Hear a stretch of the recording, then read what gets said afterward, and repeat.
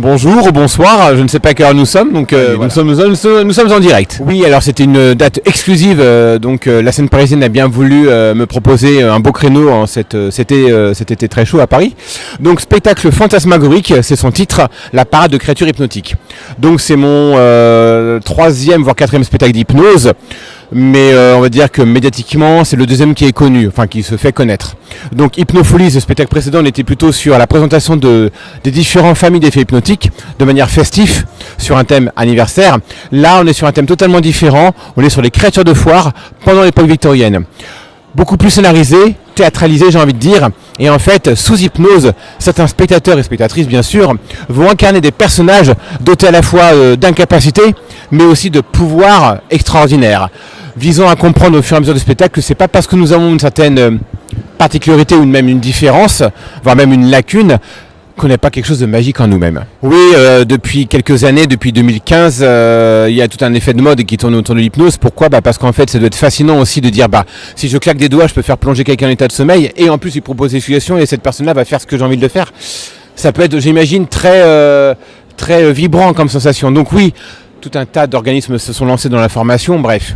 En tout cas, aujourd'hui, oui, il y a plusieurs personnes qui font de l'hypnose, en spectacle, en formation ou en accompagnement thérapeutique, voire même en médical.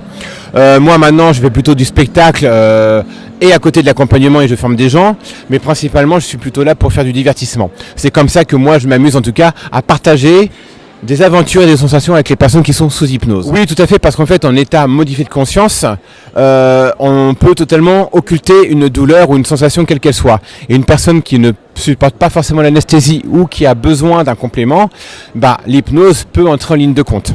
Parce que en fait, lorsqu'on est en état d'hypnose, tant que le cerveau ne nous envoie pas l'information, on n'a pas l'information de la douleur. C'est un peu comme ça que ça marche, brièvement parlant, bien sûr. Oui, ça s'appelle un état modifié de conscience, comme quand on raconte nos vacances ou n'importe quoi. Eh bien, notre état d'esprit, on se met ailleurs, dans une autre période, à voir d'autres choses. Comme là, maintenant, on est en train de parler du spectacle, donc peut-être que vous avez des images du spectacle, alors qu'on est là, dans la rue, entre le théâtre et le bar. Alors, j'ose espérer qu'il va évoluer, donc pour l'instant, c'est vrai que ce sont les premières dates. Donc, le but étant, c'est de le faire connaître, de trouver des dates, de la programmation, pour après, justement, le faire évoluer. De toute façon, ça marche comme ça le spectacle. Plus on le joue, plus on nous propose de dates en fait. Oui, alors il y a 2 sites internet. La partie spectacle et prestations, parce que je fais beaucoup en fait de prestations privées. Je crée des spectacles sur mesure pour entreprises et organiser événements festifs. Donc cyrilarnaud.fr, Cyril avec 2 LE, Arnaud comme le prénom.